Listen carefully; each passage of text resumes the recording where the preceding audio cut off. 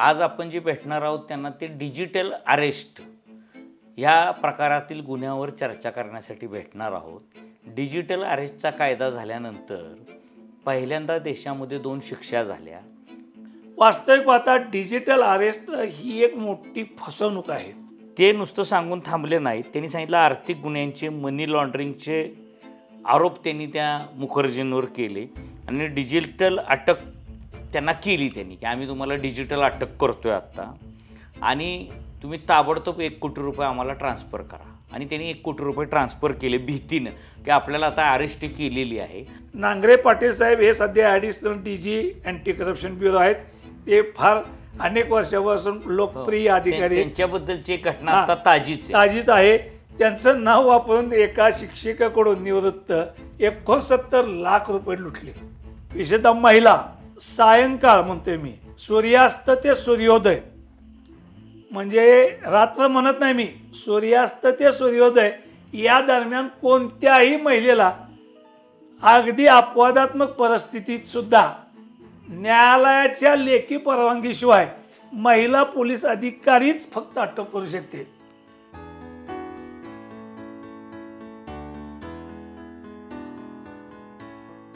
नमस्कार, मी विनोद कुलकर्णी. आरसपानी पॉडकास्टमध्ये आपण वेगवेगळ्या विषयावर गप्पा मारतोय, चर्चा करतोय. या चर्चांना चांगला प्रतिसाद मिळतोय आणि आपण अतिशय उत्साहानं आम्हाला पाठिंबा देताय, सगळे पॉडकास्ट पाहताय. पण आपल्याकडून सबस्क्राईब करायचं राहतंय. तर माझी आपणाला विनंती की आपण आरसपानी चॅनल सबस्क्राईब करा, सबस्क्राईब करून पाठिंबा द्या. आज आपण पुन्हा एकदा एका कायदेतज्ञांना भेटणार आहोत. ते कायदेतज्ञ आपल्या आरसपानी पॉडकास्टचे नेहमीच्या चर्चेतले सहभागी असणार आहेत असं पहिल्याच चर्चेच्या वेळेस मी सांगितलं होतं. माजी DYSP आणि ॲडव्होकेट संभाजी पाटील, म्हणजे जे वकीलसुद्धा आहेत आणि ज्यांनी पोलीस खात्यामध्ये DYSP अशा उच्च पदावर सेवा करून ते सेवानिवृत्त झालेले आहेत. आता ते पोलिसांनाही मार्गदर्शन करतात. पोलिसांवर होणाऱ्या अन्यायाविरोधात आवाज उठवणारे वकील अशी त्यांची ख्याती आहे. आणि नवीन जो कायदा झालेला आहे, लोकसभेत पास झालेला, त्याचा संपूर्ण अभ्यास त्यांचा आहे. आज आपण जे भेटणार आहोत त्यांना ते डिजिटल अरेस्ट या प्रकारातील गुन्ह्यावर चर्चा करण्यासाठी भेटणार आहोत. डिजिटल अरेस्टचा कायदा झाल्यानंतर पहिल्यांदा देशामध्ये 2 शिक्षा झाल्या. एक कोलकात्यामध्ये शिक्षा झाली, ज्यामध्ये 7 जणांना जन्मठेप झालेली आहे आणि आणखी एका राज्यामध्ये शिक्षा झालेली आहे, ती 7 वर्षाची शिक्षा झालेली आहे.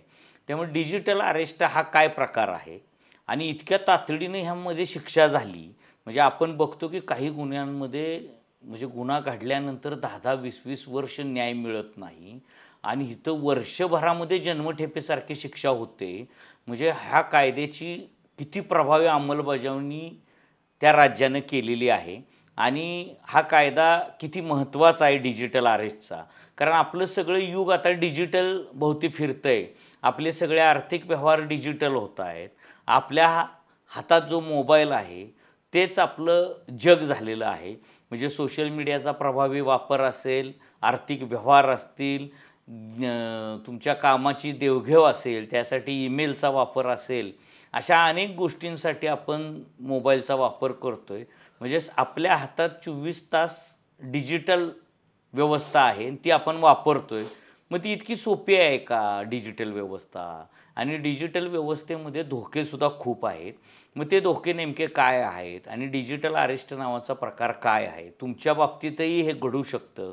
तुम्हालाही एखादा फोन येऊ शकतो, तुम्हाला अडकवलं जाऊ शकतं, तुम्हाला धमकी दिली जाऊ शकते, तुम्हाला आम्ही CBI वाले आहोत, आम्ही ED वाले आहोत असं सांगून तुमच्याकडून पैसे उकळले जाऊ शकतात. मग अशा वेळेस नेमकं काय करायचं? डिजिटल अरेस्ट हा प्रकार काय आहे? हे सगळं जाणून घेण्यासाठी महाराष्ट्रात किंवा आता देशात ॲडव्होकेट संभाजी पाटील यांच्यासारखा दुसरा कायदेतज्ञ उपलब्ध नाही. संभाजी पाटील यांच्यासारखा नव्या कायद्याचा अभ्यास इतर कुठल्या वकिलांचा असेल असं मला वाटत नाही. अनेक वकील माझे मित्र आहेत, पण गुन्हा घडून केस आपल्याकडे आली तरच नवीन कायद्याचा अभ्यास होतो.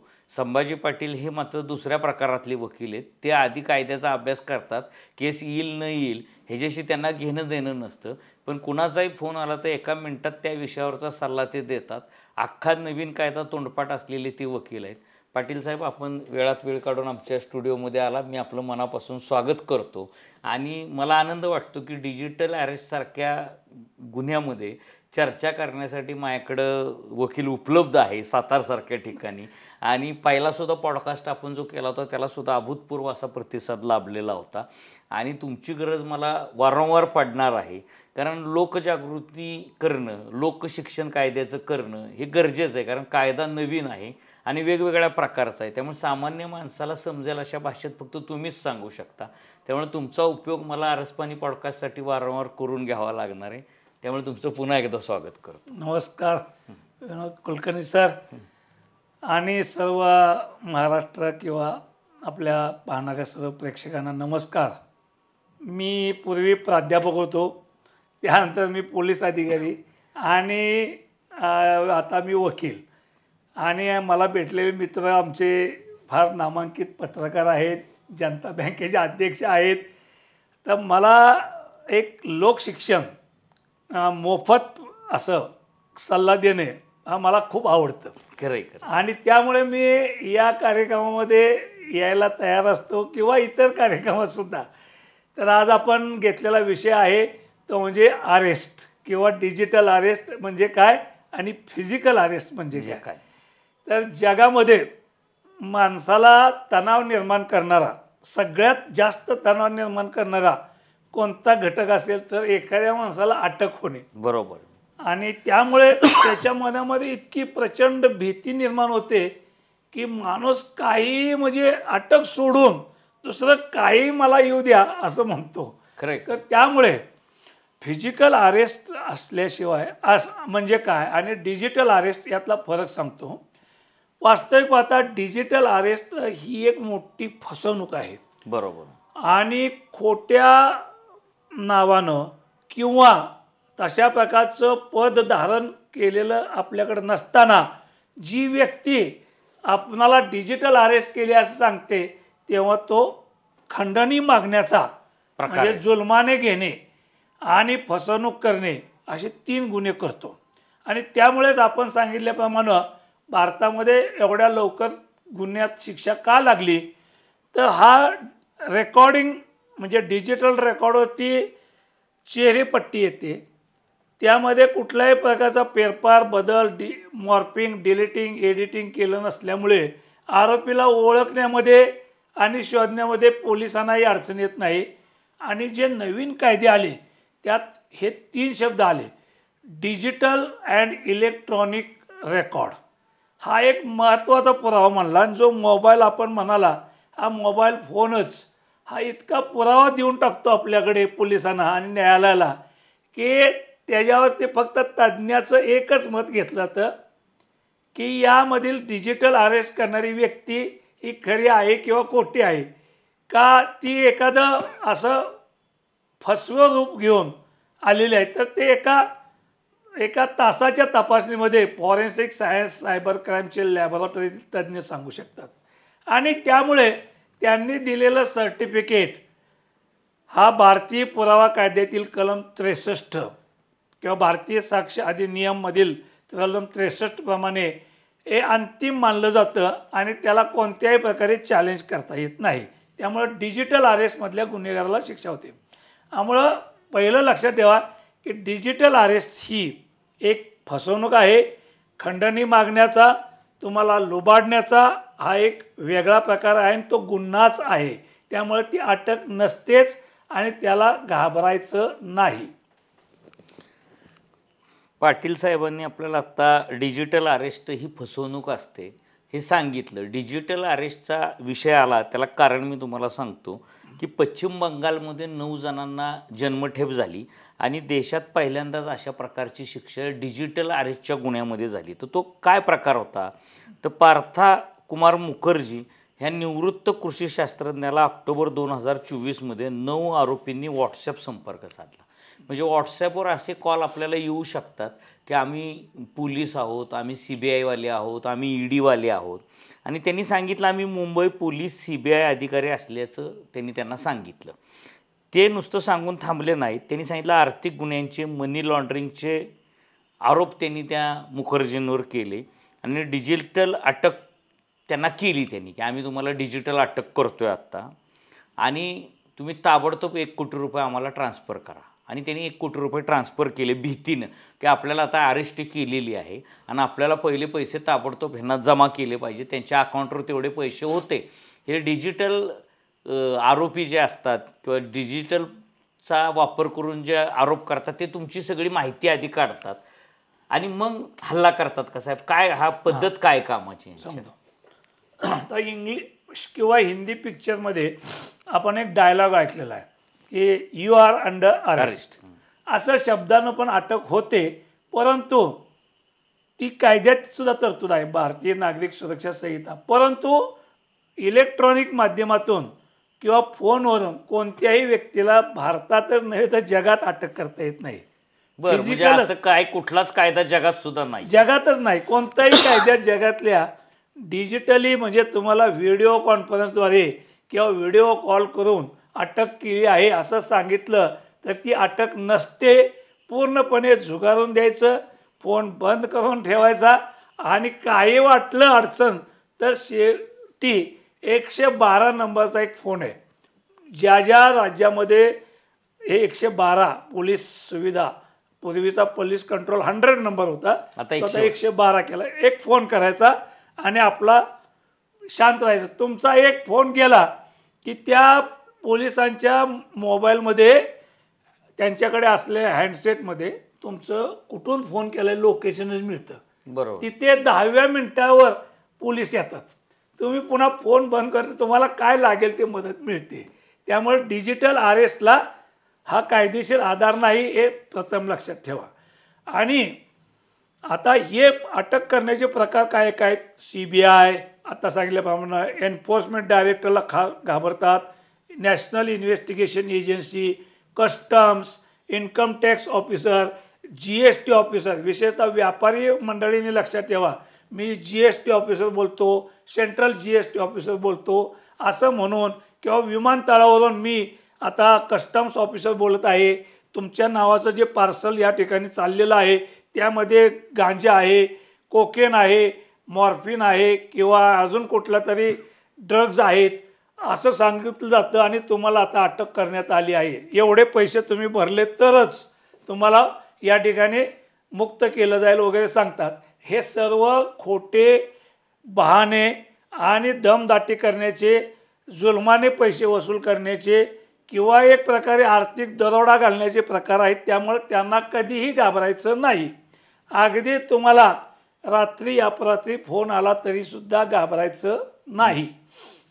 त्यामुळे या डिजिटल अरेस्टचे जे वेगवेगळ्या प्रकारे आता माझ्या मागे आणि कुलकर्णी साहेब मागे हे जे शो पीस लावलेले चांगले हिरवेगार असे, असं मागे एक CBIचा लोगो असलेला किंवा महाराष्ट्र पोलीसचा लोगो येईल किंवा उत्तर प्रदेश पोलीसचा लोगो येईल किंवा मुंबई पोलीसचा येईल, नॅशनल, तर तो पूर्णपणे खोटा असतो. असा कोणताही अधिकार मुळात पोलिसांनाच दिलेला नाही किंवा कोणत्याही लॉ एन्फोर्समेंट एजन्सीला, म्हणजे कायद्याची अंमलबजावणी करणाऱ्या ज्या 10-12 यंत्रणा आहेत देशात, त्यांना कोणालाही असा अरेस्ट करायचा अधिकार दिलेला नाही. तर मला दुसरा एक जो गुन्हा आहे त्यातला ज्यात शिक्षा झाली तर तो लखनौमध्ये शिक्षा झालेली आहे. एक डॉक्टर होता. April 2004 king George medical university Lucknow येथील वरिष्ठ फिजिशियन डॉक्टर सौम्या गुप्ता यांना अज्ञाताचा फोन आला. बरोबर. त्यांनी दिल्लीतील इंदिरा गांधी विमानतळावरील सीमाशुल्क अधिकारी असल्याचं सांगितलं. म्हणजे तुम्ही जे आता सांगितलं की विमानतळावरनं बोलतोय, अमुक आहे तमुक आहे, तुमच्या नावे एक पार्सल जप्त केलं आहे, यात काही पासपोर्ट, ATM कार्ड्स आणि 140 ग्रॅम MDA असल्याचा आरोप केला. कॉल बनावट CBI अधिकाऱ्याकडे ट्रान्सफर केला. त्याने गुप्तांना 7 वर्षाची शिक्षा होईल अशा धमक्या देत बँक तपशील कागदपत्रे मिळवली. 10 दिवस डिजिटल अटक करून 4 खात्यांमध्ये 85 लाख जमा केले. लखनौ सायबर पोलिसांनी येथील देवशीष रॉयला त्या प्रकरणी अटक केली. 14 महिन्यात खटल्याचा निकाल लागून रॉयला 7 वर्षाची सक्त मजुरी आणि दंडाची शिक्षा झाली. देशात डिजिटल अरेस्टमधली ही पहिली शिक्षा. म्हणजे ह्या 2 ज्या शिक्षा आहेत, जन्मठेप मला सांगा साहेब, ही डिजिटल अरेस्टचा कायदा आला कधी? 2023मध्येच खऱ्या अर्थानं म्हणजे हा इलेक्ट्रॉनिक एव्हिडन्स आला, परंतु मूळ कायदा 2000 सालचा आहे. बरं. इन्फॉर्मेशन टेक्नॉलॉजी ॲक्ट त्याला म्हणतात. बरं. आणि त्या कायद्याखाली या शिक्षा होतात. तसेच भारतीय नागरिक सुरक्षा संहिता आणि भारतीय न्याय संहिता यामधील तरतुदीनुसार हा इलेक्ट्रॉनिक एव्हिडन्स कोर्टात ॲडमिसिबल म्हणजे मान्य होणारा असल्यामुळे या 2023 पासून म्हणजे जो कायदा आला त्याची अंमलबजावणी 1 जुलै 2024ला चालू झाली. त्यामुळे अनेक प्रकारे हे पुरावे न्यायालयात स्वीकारले जातात आणि त्यामुळे अशा आरोपींना निकाल लागेपर्यंत जामिनावर सोडलं जात नाही. अशी पण तरतूद असल्यामुळेच आणि विशेषतः महाराष्ट्र आपण पुढे आहोतच, पण उत्तर प्रदेशमध्ये मी तिथल्या सरकारचं स्तुती करतो की त्यांनी इलेक्ट्रॉनिक एव्हिडन्स आणि डिजिटल एव्हिडन्स कलेक्ट करून न्यायालयात सादर करण्यासाठी जी त्यांची टीम आहे ती आपल्यापेक्षाही अधिक प्रभावी आहे. साधनं आणि सुविधा फार मोठे आहेत त्यांच्याकडे आणि त्यातल्या अधिकाऱ्यांशी पण माझं फोनवर बोलणं झालेलं आहे. तर कारण मी ऑल इंडिया लेवलवरती पोलीस कॉम्पिटिशनमध्ये भाग घेतल्यामुळे बरेच माझे अधिकारी वेगळ्या राज्यातसुद्धा मित्र आहेत. तर डिजिटल अरेस्टचा कायदा जुना आहे, IT ॲक्ट 2000. IT ॲक्ट 2000 आहे, पण आता त्याची जी प्रभावी अंमलबजावणी चालली आहे, 14 महिन्यात शिक्षा झाली. हे वाचल्यावर सुद्धा विश्वास बसत नाही की आपण भारतात राहतो की 14 महिन्यात शिक्षा होते, 12 महिन्यात, शिवाय जन्मठेप, 7 वर्ष सक्त मजुरी, दंड, अशा शिक्षा ऐकल्यानंतर डिजिटल अरेस्टच्या प्रकारात ज्या प्रकारे शिक्षा होती, भविष्यात इतर गुन्ह्यांमध्ये सुद्धा असं 12-14 महिन्यात, 18 महिन्यात निकाल येऊ शकतील का? येऊ शकतील. कारण आता माननीय न्यायाधीश महोदयांना सुद्धा जे नवीन न्यायाधीश आले त्यांना या डिजिटल आणि इलेक्ट्रॉनिक रेकॉर्डबद्दलचं प्रशिक्षण झालेलं आहे. वकिलांचं सुद्धा आता टेक्नोसेव्ही झालेले आहेत आणि पोलीस अधिकाऱ्यांना तर सक्ती केलेली आहे की इलेक्ट्रॉनिक एव्हिडन्स ताबडतोब जो काही व्हिडिओ रेकॉर्डिंग केला आहे, ऑडिओ रेकॉर्डिंग केला आहे, तो या ठिकाणी न्यायालयात सर्व्हरवरती स्टोअर करून ठेवायचा. फक्त महाराष्ट्रात जरा कमतरता आहे ती म्हणजे काय झालं आहे, इलेक्ट्रॉनिक आणि डिजिटल एव्हिडन्स संपूर्ण तपासून ताबडतोब त्याचं सर्टिफिकेट जे 63(4)C मधील B पार्ट आहे तो देण्यामध्ये आपल्या काही फॉरेन्सिक लॅबमध्ये त्या तज्ज्ञांची संख्या कमी आहे आणि ती भरण्यासाठी माननीय मुख्यमंत्री महोदय आणि गृहमंत्री यांनी एका नवीन आता एक महामंडळ स्थापन केलं आहे. आता आपल्याला IT सेक्टरसाठी पूर्वी कॉर्पोरेशन नव्हतं, विभागातच थोडा निधी यायचा, पण या कॉर्पोरेशनला आता नवीन फंड दिलेला आहे, जवळपास 340 कोटीचा दिलेला आहे महाराष्ट्रात. त्यातून सर्व राज्यामध्ये न्यायालयात आणि पोलिसांकडे तसेच फॉरेन्सिक सायन्स लॅबोरेटरीमध्ये हे तज्ज्ञ सुविधा मिळणार आहेत आणि पुढील काही वर्षात या शिक्षांचं प्रमाण वाढलं की हे गुन्हेगार दुसरा कुठला तरी आणखीन मार्ग शोधतील. परंतु डिजिटल अरेस्टचा परिणाम आता जो लोकांमध्ये अवेअरनेस निर्माण करण्यासाठीच आजचा कार्यक्रम आहे. महाराष्ट्रात सुद्धा 3 ज्या घटना घडल्यात आता लेटेस्ट, त्यामध्ये नांगरे पाटील साहेब हे सध्या additional DG anti corruption bureau आहेत. ते फार अनेक वर्षापासून लोकप्रिय अधिकारी, त्यांच्याबद्दलची एक घटना आता ताजीच आहे. त्यांचं नाव वापरून एका शिक्षिकेकडून निवृत्त 69 लाख रुपये लुटले 4 दिवसात. ताजी घटना आहे. त्या महिलेला तर इतका साहेबांची भीती वाटायला लागली की आता नांगरे पाटील माझं सगळं घर म्हणून घर विकलं, घाण ठेवलं, 43 लाख रुपयाला बंगला घाण ठेवला आणि ते पैसे भरले. बँकेतल्या अधिकाऱ्यांना थोडा संशय यायला पाहिजे होता की एक महिला 4 दिवस झालं एवढी रक्कम 69 लाख का पाठवत आहे. ह्या जर बँकेच्या अधिकाऱ्यांनी जरी विचारलं असतं तर तिनं बँकेत सांगायला पाहिजे होतं. आणि बँक अधिकाऱ्यांनी सुद्धा यामध्ये आम्हाला पोलीस न्याय यंत्रणेला सहकार्य करण्याची गरज आहे की एखाद्या खात्यामधनं पैसे का चाललेत सलग एकामागे एक 15 लाख 20 लाख हे थोडं चेक करा. आणि ग्राहकांचा नंबर त्यांच्याकडे आहे, त्यांना फोन करा. अन्यथा ह्या शिक्षिकेचे पैसे वाचले असते. वाचले असते. तसेच कोल्हापुरामध्ये निवृत्त प्राध्यापिका बरं. यांचे तर 3,57,00,000 रुपये गेले. पण योगायोगानं त्या गुन्ह्यामध्ये 3 आरोपींना अटक झाली. त्यातला एक आरोपी ठाणे जिल्ह्यामध्ये राहणारा आहे. त्याचा बंगला, त्याची शेती आणि त्याची प्रॉपर्टी बघितल्यानंतर लोक चकित झाले. आणि मग पोलिसांनी या नवीन कायद्यामध्ये एक तरतूद आली, भारतीय नागरिक सुरक्षा संहिता कलम 107. गुन्हेगारांनी गुन्हे करून मिळवलेली संपत्ती पूर्णपणे पोलीस अधीक्षकांच्या मार्फतीनं न्यायालयात अहवाल गेल्यास ती जप्त करता येते. सरकार जमा होते न्यायालयाचा निकाल लागेपर्यंत. त्यामुळे ते बंगला, त्याने घेतलेली शेती, त्याने घेतलेल्या गाड्या, या सगळ्या या गुन्ह्याच्या तपास कामी जप्त. तर हे 3,57,00,000 रुपये, कारण त्या प्राध्यापकाची मुली दोन्ही अमेरिकेत आहेत, त्यांनी बरेच पैसे त्यांना मिळतात, त्यामुळे त्यांनी यांना कायदेशीर म्हणजे हे साहेब लक्ष ठेवूनच केलं जाते का वॉच तुमच्याकडे करून. पैसे? येस. काय झालंय, तुमच्या प्रोफाईलमध्ये फेसबुक प्रोफाईल असेल, इंस्टाग्रामवर असेल, तुमची मुलं कुठं नोकरीला आहेत, तुमचे नातेवाईकाचे मेसेजेस काय आहेत ते हॅक करतात. आणि मग त्यांना कळतं की यांच्या मुले अमेरिकेत आहेत, तर यांच्याकडे अकाउंटवर पैसा खूप असणार. मग ते त्या ठिकाणी अशा खात्यावरनं पैसे वळवायला लागले. साहेब, काही हॉटेल मालकांना सुद्धा असे फोन येतात की तुमच्या इथं अमुक तारखेला एक जोडपं आलेलं होतं. हो. आणि तिथं त्यांनी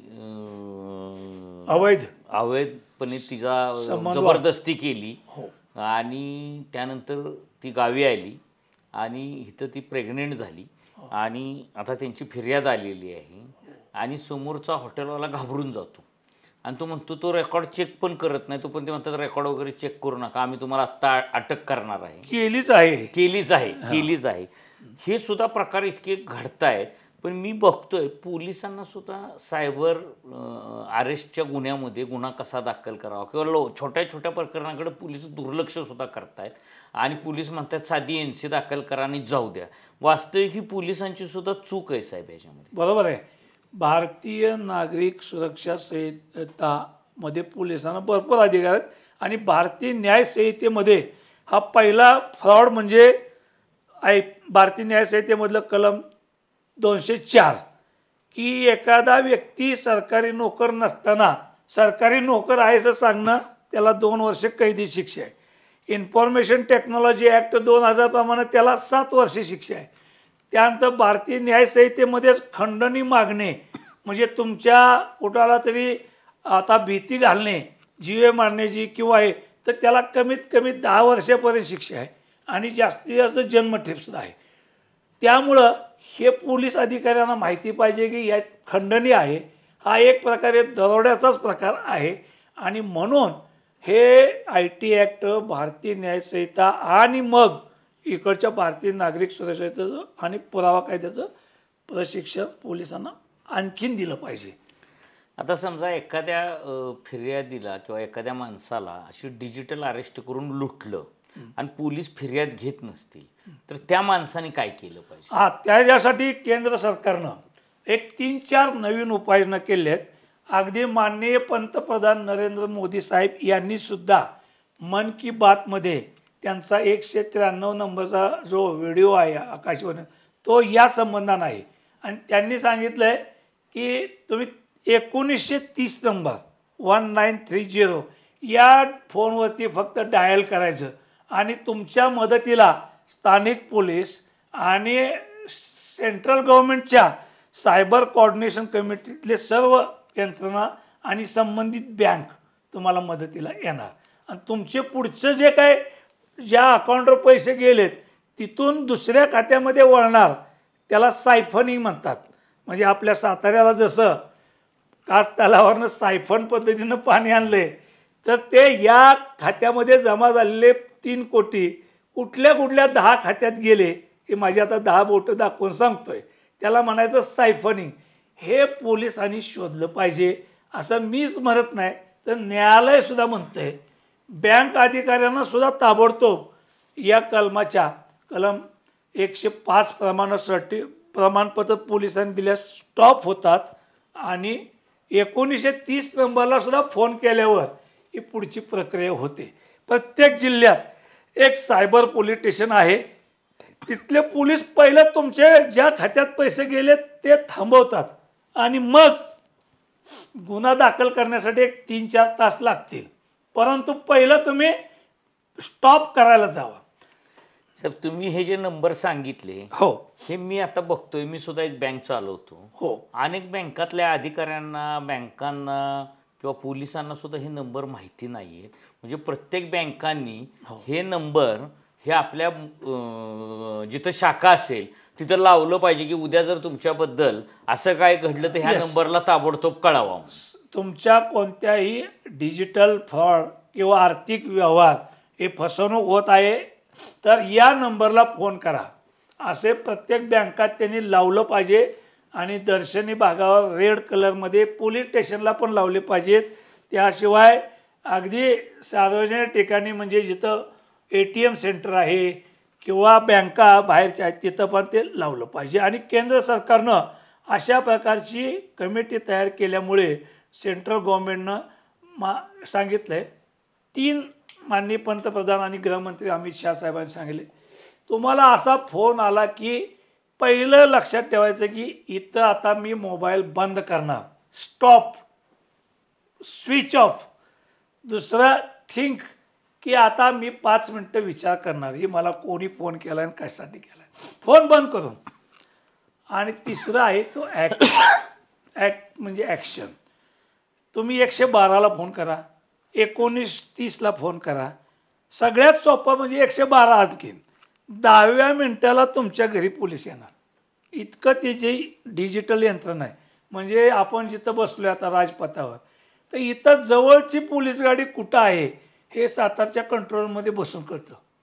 जरी सातारा तालुक्याचे पोलीस इन्स्पेक्टर इकडं परळी खोऱ्यात चालले असतील तर त्यांना बोगद्यापासून माघारी पाठवणार. तुम्ही ताबडतोब जनता बँकेसमोर जावा आणि अमुक नंबरच्या फोनधारकाला भेटा. इतकी फास्ट यंत्रणा GPS सिस्टम आहे. आणि म्हणून महाराष्ट्रातल्या लोकांनी अशा प्रकारचा 112चा रात्री दिवसा कधीही वापर करा. 1930 नंबरला सुद्धा तुम्हाला रिस्पॉन्स मिळणार आहे. आणि मग आणखीन तुम्हाला वाटलंच तर तुमचे कोणीतरी एक मित्र असावेत. मी तर नेहमी आमच्या सगळ्या लोकांना सांगतो की बाबा काय केलं पाहिजे जीवनात, तर मी सुरुवातीपासून सांगतो तुमचे किमान 4 मित्र असले पाहिजेत. एक पहिला म्हणजे शिक्षक, जो मग प्राथमिक असो माध्यमिक असो, जो तुमच्या मुलांना भविष्यात कुठल्या क्षेत्रात करिअर आहे याबाबत माहिती देतो. दुसरा म्हणजे मित्र डॉक्टर, की जो तुमच्या जीवनाच्या अखेरपर्यंत तुमचं आरोग्य कसं राहावं यासाठी माहिती देणारा. तिसरा म्हणजे पोलीस. बरेच लोक पोलिसाची मैत्री नको म्हणतात, परंतु पोलीस हा खरा मित्रच आहे आणि त्याच्याबरोबर मैत्री करा. तो अशा संकटात तुम्हाला लगेच धावून येणार. आणि चौथं म्हणजे वकील. जर लागलेच काय अडचण आलीच अटक तर वकील. असे 4 मित्र. आणि मग शेवट तुमच्यासारखे पत्रकार मित्र तर असावेतच.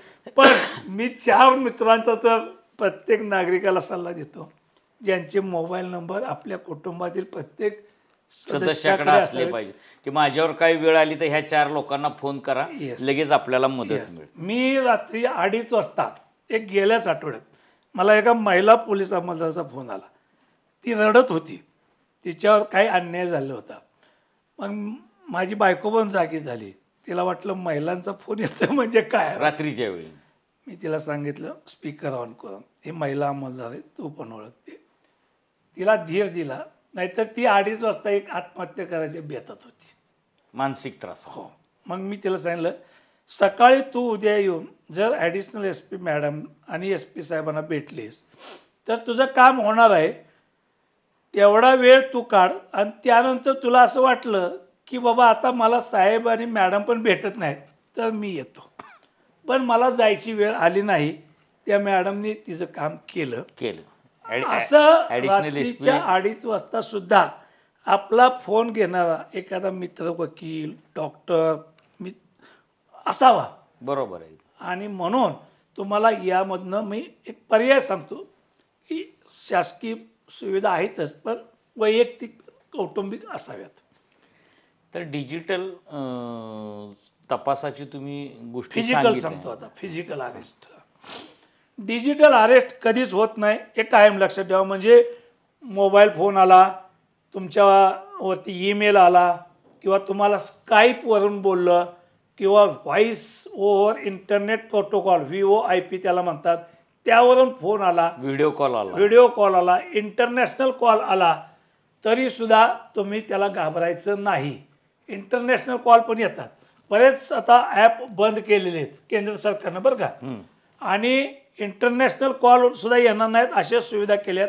ट्राय नावाची संस्था आहे, म्हणजे telephone regulatory authority of India, त्यांच्या नावानं पण फोन आलेत की तुमचं सिम कार्ड या कारणासाठी तुमचे म्हणजे मनी लॉन्ड्रिंगसाठी, काळा पैसा पांढरा करण्यासाठी वापरलेला आहे आणि यावरनं तुमचे एवढे व्यवहार झालेत अशी पण भीती घालतात. तर ट्रायला सुद्धा भ्यायचं नाही. ट्राय म्हणजे काय आहे, telephone regulatory authority of India, म्हणजे भारतातील जेवढे काय मोबाईल फोन धारक आहेत त्यांच्या संबंधातील माहिती आणि नियंत्रण ठेवणारी संस्था आहे. त्यांनी सुद्धा फसवतोय असं वाटलं तर ते फसवत नाहीत, त्यांच्याकडे तुम्ही हे करा. आता फिजिकल अरेस्टबद्दल सांगतो. म्हणजे अटक कधी होती तर एक तर मी मागा सांगितल्याप्रमाणे शब्दानं होईल, पण तो माणूस समोरच असावा लागतो. तुम्हाला अटक करण्यापूर्वी आता लेखी स्वरूपात, आता काय म्हणतो मी, लेखी स्वरूपात अगोदर तुम्हाला कुठल्या अपराधासाठी आणि तुमच्या विरुद्ध काय पुरावा आहे हे पोलिसांना लेखी दिल्याशिवाय तुमच्या अंगाला स्पर्शसुद्धा करता येत नाही. इतके कायदेशीर तरतुदी केलेल्या आहेत. महिलांच्या बाबतीत तर विशेषतः महिला सायंकाळ म्हणतोय मी, सूर्यास्त ते सूर्योदय, म्हणजे रात्र म्हणत नाही मी, सूर्यास्त ते सूर्योदय या दरम्यान कोणत्याही महिलेला अगदी अपवादात्मक परिस्थितीत सुद्धा न्यायालयाच्या लेखी परवानगीशिवाय महिला पोलीस अधिकारीच फक्त अटक करू शकते. पुरुष पोलीस अधिकाऱ्यांना सूर्यास्त ते सूर्योदय दरम्यान महिलेला अटकच करता येत नाही. त्यामुळे अशा कुठल्याही सुशिक्षित महिलांना फोन आला किंवा डिजिटल अरेस्ट केली म्हणून सांगितलं तर त्यांनाच सांगा की सूर्यास्त ते सूर्योदय दरम्यान भारतीय नागरिक सुरक्षा संहितेच्या कलम 43(5) प्रमाणे मला अटकच करता येत नाही भारतात. त्यामुळे तुम्ही खोटे बोगस पोलीस आहात आणि त्यामुळं कारणं नोंदवल्याशिवाय अटक होत नाही आणि ती कारणं लेखी स्वरूपात दिल्याशिवाय अटक होत नाही असा कायदा आलेला आहे. त्यामुळे घाबरू नका. साहेब, तुम्ही सांगितलं की लेखी कळवायचं आहे. आरोपीला कळवलं की तुला ह्या कारणासाठी अटक केली, पण घरच्यांना किंवा एखाद्या नातेवाईकाला, आपल्या वकिलाला कळवण्याची मुभा त्या आरोपीला असते का? आता ती मुभा आरोपीपेक्षा पोलीस अधिकाऱ्यावरच टाकलेली आहे, जबाबदारीच टाकली लेखी कायद्यात. बर, काय म्हणून? की तुम्ही एखाद्या व्यक्तीला अटक करण्यापूर्वीच त्याच्या कुटुंबातील जर सदस्य तिथं आला असेल तर त्यालाच पंचनाम्यात पंच घ्यायचे, किंवा तो नसेल तर त्याच्या कुटुंबातील कोणत्या नातेवाईकाला कोणत्या मोबाईल फोनद्वारे कळवलं किंवा ईमेलद्वारे कळवलं किंवा व्हॉट्सअपद्वारे कळवलं किंवा जिल्ह्याच्या कंट्रोल रूममार्फत कळवलं याची नोंद 5 मिनिटात घ्यायची. अटकेपासून ती कुठे स्टेशन डायरेक्ट घ्यायचे, कंट्रोल रूमला घ्यायचे आहे, कुठल्या सातारा कंट्रोलला म्हणजे जिल्ह्याच्या. त्यामुळे त्यासाठी एक ASI दर्जाचा अधिकारी नेमलेला आहे. सकाळी 6 ते संध्याकाळी 6 सातारा जिल्ह्यात कोणत्या पोलिटिशियनला कोणाला अटक केली त्याचा त्यानं एक चार्ट तयार करून टाईप पुढं कंट्रोलला लावायचा आहे आणि त्यातल्या नंबरवर नातेवाईकाला कळवायचे. त्यांना सुद्धा कुठल्या कंट्रोल रूमच्या ASIनं सुद्धा की तुमच्या या व्यक्तीला पाटण पोलीस स्टेशनला या दारूबंदीच्या गुन्ह्यात अटक केली आणि त्याला पाटणच्या लॉकअपला ठेवलंय, हे दोघांनी कळवायचं कायद्यानं. पुन्हा त्यानेही नोंद करायची. त्याने नोंद करा. एक कलम 48 मध्ये, 47 नंतरचं कलम 48 मध्ये आहे. आणि हे मॅजिस्ट्रेट दुसऱ्या दिवशी स्वतः व्हेरीफाय करणार आहेत. त्या आरोपीला विचारून की तुझ्या नातेवाईक कोण आले दिसत नाहीत, तुझे वकील कोणी आलेले दिसत नाहीत, आणि मग पोलीस अधिकाऱ्याला विचारणार तुम्ही कोणाला कळवले मला लेखी दाखवा, बर स्टेशन डायरीची एंट्री दाखवा, आणि ती जर नसेल तर पोलीस अधिकाऱ्यावर कारवाई होणार, निलंबनासारखी कारवाई होईल. म्हणजे गंभीर आहे. गंभीर आहे. म्हणून आरोपीला मुभापेक्षा पोलीस अधिकाऱ्यावरच कायद्यानं बंधन टाकलंय. म्हणूनच भारतीय न्याय संहिता असं नाव आलं. बरोबर आहे. म्हणजे त्यामुळं ही परिस्थिती निर्माण झाली. आता मला एक महत्त्वाचा असा प्रश्न विचारायचा आहे की डिजिटल गुन्ह्यांमध्ये तपास करण्यासाठी महाराष्ट्रानं, आता तुम्ही म्हटला की गृहमंत्र्यांनी 340 कोटी रुपये करून एक वेगळी व्यवस्था कॉर्पोरेशन निर्माण केलेलं आहे. पण आजही जिल्हा पातळीवर डिजिटल गुन्ह्याची उकल करण्यासाठी त्या दर्जाचे तंत्रज्ञ किंवा त्या दर्जाची वॉर रूम आपण म्हणू, इंटरोगेशन रूम असं एवढं काय झालेलं दिसलं नाही मला. म्हणजे मी पत्रकार असल्यामुळे अनेक वेळा जिल्हा पोलीस ठाण्यात सायबर क्राईम शाखेत जातो, तर अशा वेळेस ते मला दिसत नाहीये की जसं CID किंवा अशा मालिकांमध्ये दाखवतात CBIच्या अधिकाऱ्यांच्या इथं की तिथं बसलेले असतात, ते लगेच ट्रॅक करतात, लगेच स्कॅन करतात, लगेच मशीनवर येतं हे मॅच हे नो मॅच, असलं काही मला कुठं दिसलेलं नाही. तर अजून ती सगळी खरेदी साधन सामग्रीची व्हायची आहे का, आणि त्याला किती काळ लागू शकतो जर झाली नसेल तर? हे जे सायबर विषयक तात्काळ उकल करण्याची साधनं थोडी प्रमाणात सध्या जिल्हा पातळीवर आलेली आहेत. परंतु या मूळ IT ॲक्टमध्ये मी गेल्या वेळच्या लेक्चरमध्ये पण मागणी केली, मी लेखी पण कळवलेलं आहे शासनाला, की पोलीस सब इन्स्पेक्टरला हा तपास द्या. पोलीस इन्स्पेक्टर यांच्या अधिकाऱ्याला तपास करावा लागतो. ते पोलीस इन्स्पेक्टर आहेत साधारण वय 45 ते 50-55. त्यांना या तपासामध्ये फार इंटरेस्ट नाही, आणि म्हणून हा तपास पोलीस सब इन्स्पेक्टरकडे महाराष्ट्रात नव्हे तर देशातच बदल करून दिला पाहिजे, आणि त्यांच्यासोबत टेक्नोसॅव्ही कॉन्स्टेबल दिले पाहिजेत. तर या गुन्ह्याचे उकल व्हायला वेळ लागणार नाही. अन्यथा महाराष्ट्रात अशा तक्रारी लाखात येतात, लाखात येतात. परंतु गुन्हे दाखल करण्याचं प्रमाण हाताच्या बोटावर मोजणे इतपत झाले. आणि हा सायबर क्राईम पोलीस स्टेशनची ही एक थोडी उदासीनता आहे. फक्त मुंबई, पुणे शहर, पिंपरी चिंचवड आयुक्तालय, मेट्रो सिटीमध्ये फक्त आयुक्तालयात ही सुविधा जरा चांगली आहे. पण जिल्हा पातळीवर या सुविधेकडून फारसं यश येत नाही.